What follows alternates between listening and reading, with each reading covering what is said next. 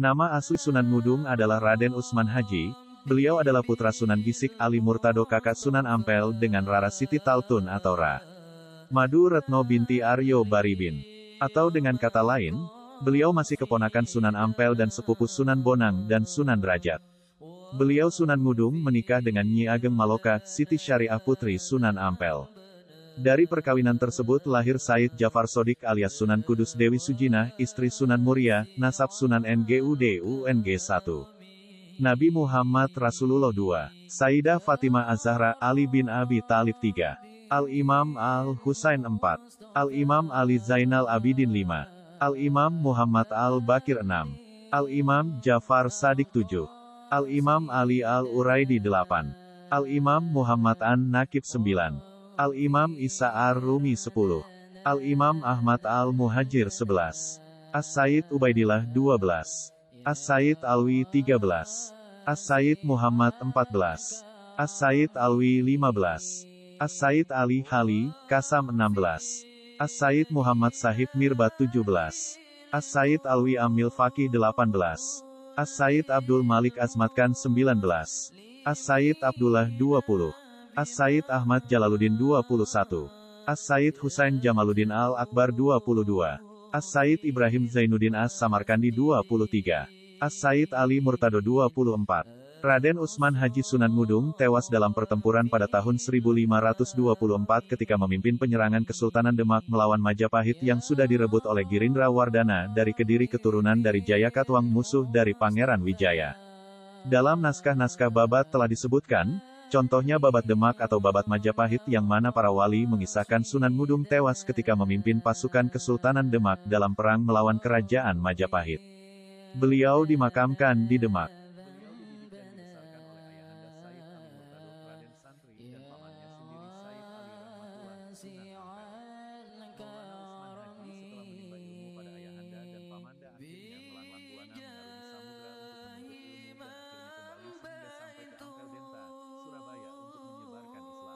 Said Jafar Sodik alias Sunan Kudus Dewi Sujinah, istri Sunan Muria. Perjalanan dakwah Sunan Ngudung dipenuhi berbagai liku-liku.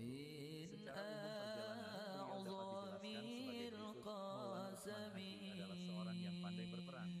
Oleh karena itu oleh Maulana Rahmat Ali Rahmatullah, Sunan Ampel merekomendasikan kepada Raja Majapahit untuk menjadi pelatih tentara Majapahit. Kemudian beliau berangkat ke Majapahit untuk menemui raja, dan diangkatlah menjadi pelatih militer untuk tentara kerajaan Majapahit. Hasil didikannya sangat luar biasa karena menjadi tentara yang hebat semua. Diriwayatkan ada seorang raja bawaan Majapahit bernama Raja Kresnaka Pakistan dari kerajaan Gilgil, yang sekarang di Kabupaten Karangasem. Dirinya datang untuk melakukan kunjungan untuk menghadap Majapahit. Ketika dirinya ingin pulang, Raja Majapahit kemudian memberikan hadiah berupa 60 prajurit terbaik untuk mengawalnya ke Bali. Dari 60 prajurit terbaik ini dalam sejarah dalam Waturenggong di Bali disebut Nyama Selam. Nyama artinya saudara, Selam artinya Islam. Disebutkan oleh Tatang, 60 prajurit ini merupakan muslim pertama yang sampai di Bali. Semuanya adalah prajurit Majapahit yang dididik oleh Maulana Usman Haji. Kemudian terjadi pemberontakan di Majapahit yang terlebih dahulu diserang oleh Prabu Girindrawardana tahun 1478 sampai tahun 1498, dari Keling, Kediri, keturunan Prabu Jayakatwang, musuh Raden Wijaya. Girindrawardana dibantu oleh Pati Empu Tahan, ayah Raden Udara. Pada penyerangan Brawijaya V yang merupakan raja dari Trah asli Majapahit atau Bre Kertabumi diserang oleh Girindrawardana yang ditandai dengan Condro Sengkala Sirna Ilang Kertaning Bumi atau 1440 Sakat 1478 masih pada ketika diserang oleh Girindrawardana, Bre Kertabumi menyelamatkan diri ke Gunung Lawu. Brawijaya V pasca penyerangan Girindrawardana atas Majapahit, dirinya kemudian diangkat menjadi Raja Majapahit bergelar Brawijaya V. Raden Patah mencoba menuntut haknya atas tahta Majapahit. Namun upaya tersebut tampaknya kurang berhasil. Justru kemudian Girindrawardana dibunuh oleh patihnya sendiri bernama Pati Udara. Pati Udara kemudian menggantikan Girindrawardana menjadi Raja Majapahit dengan gelar Brawijaya VII. Sunan Ngudung kembali ke Demak. Raden Fatah mencoba menuntut haknya atas tahta Majapahit. Selanjutnya Raden Fatah, Adipati Demak yang selanjutnya menjadi Sultan Demak, mengumpulkan bala tentara untuk membantu Bre Kertabumi, ayahnya yang telah diserang Majapahit. Namun dalam penyerangan Raden Fatah mengalami kekalahan. Setelah kekalahan ini, para Dewan Wali menyarankan Raden Fatah untuk meneruskan pembangunan Masjid Demak. Penyerangan pamungkas terhadap Majapahit ini terjadi setelah Sunan Ampel di Surabaya meninggal dunia. Berbondong-bondong para santri yang dipimpin Sunan Ngudung dan para ulama bergerak menyerang. Dalam penyerangan kedua hanya dipimpin oleh Pangeran Ngudung. Di sisi Majapahit ada Pangeran Andayaningrat dari Pengging, Adipati Klungkung dari Bali, serta Adipati Pecatanda, kepala pasar yang berhak menarik pajak, dari Terung. Dalam serat Kandaning Ringgit Purwa Jilid IX Pupu 413 yang ditulis dalam Tembang Durma, pertempuran antara Majapahit melawan barisan santri yang terjadi di Wirasabab Mojoagung di tepi sungai digambarkan, yang artinya, sebagai berikut, dalam pertempuran pasukan Majapahit seganas raksasa, saling tembak-menembak, tantang-menantang, kejar-mengejar, ganti-berganti, mengungguli, gemuruh suaranya, saling ganti-berganti soraknya. Bala pasukan Islam tidak takut gugur, berani merangsak ke depan, mendesak pasukan Majapahit yang bergeser ke belakang. Keadaan itu diketahui Ratu Andayaningrat, musuh di medan tempur, sangat rengginas bertarungnya. Pasukannya mengikuti tindakan junjungannya, dihadapi oleh pasukan Islam, hiruk-pikuklah pertempurannya, saling kejar-mengejar, tidak ada yang mundur dari palangan, banyak korban jatuh, sampai malam datang. Para prajurit berhenti untuk istirahat, saling bercerita satu sama lain. Bagaimana mereka berperang, tidak ada yang kalah, pasukan Islam maupun Majapahit seri nilai perangnya. Para prajurit tidak ada yang berkhianat, semua bersikap prajurit, meski saudara sama saudara, saling bertempur satu sama lain, tidak ada yang cedera, namun putra Andayaningrat, justru berkhianat terhadap Majapahit, yaitu yang bernama Kebo Kenanga beserta pasukannya mundur, sedang putra sulung Andayaningrat, Kebo Kanigara, masih ikut ayahnya.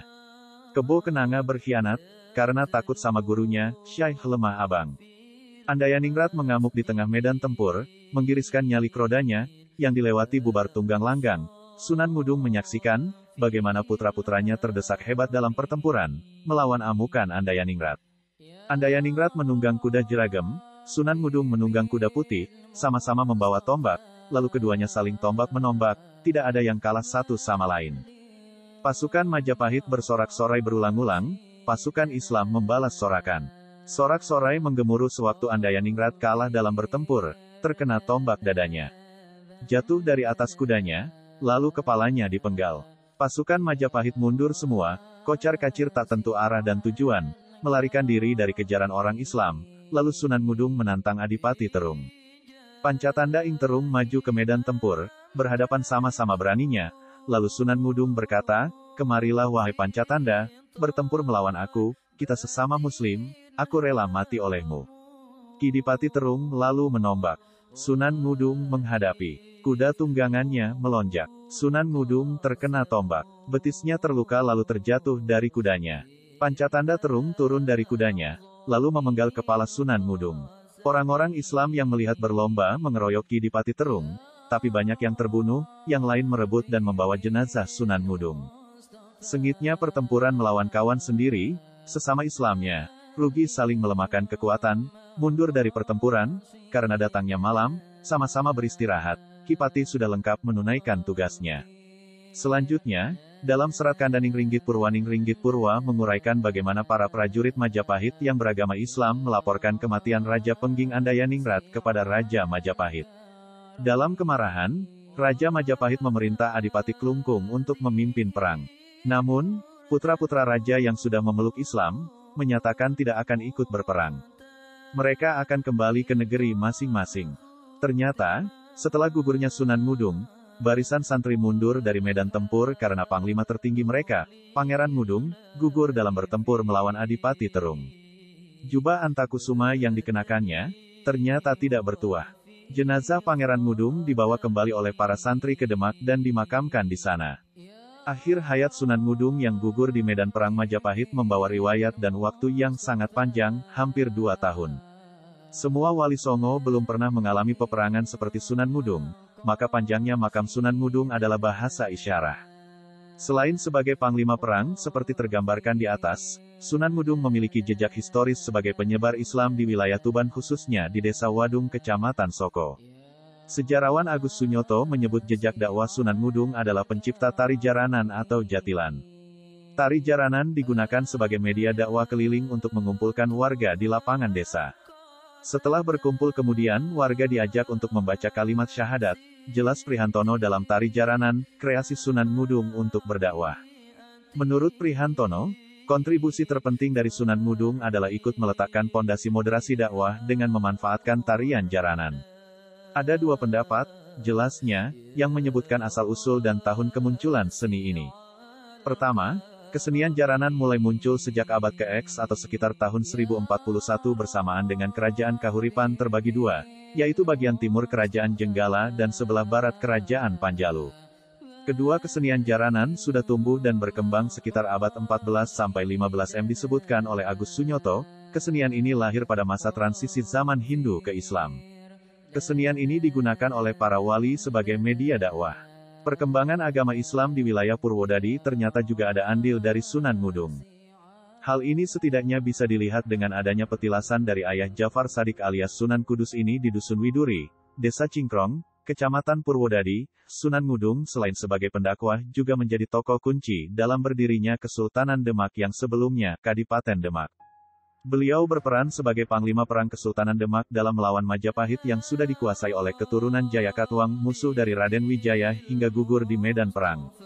Selain sebagai Panglima Perang Kesultanan Demak, Sunan Ngudung juga diangkat sebagai Imam Masjid Demak menggantikan Sunan Bonang, yang mana juga tergabung dalam anggota Dewan Wali Sanga, yaitu suatu majelis dakwah agama Islam di Pulau Jawa. Penampilan yang sejuk, tutur bicara yang santun ketika beliau menyampaikan dakwah, hingga beliau dianggap tokoh yang dianggap mampu menenteramkan suasana, dan beliau juga menggelar acara kesenian jaranan atau jatilan untuk menarik minat masyarakat kelas bawah. Perlahan tapi pasti, masyarakat kelas bawah mulai berbondong-bondong memeluk agama Islam, mengikuti ajaran Sunan Ngudung yang dengan budaya keseniannya banyak menarik minat masyarakat.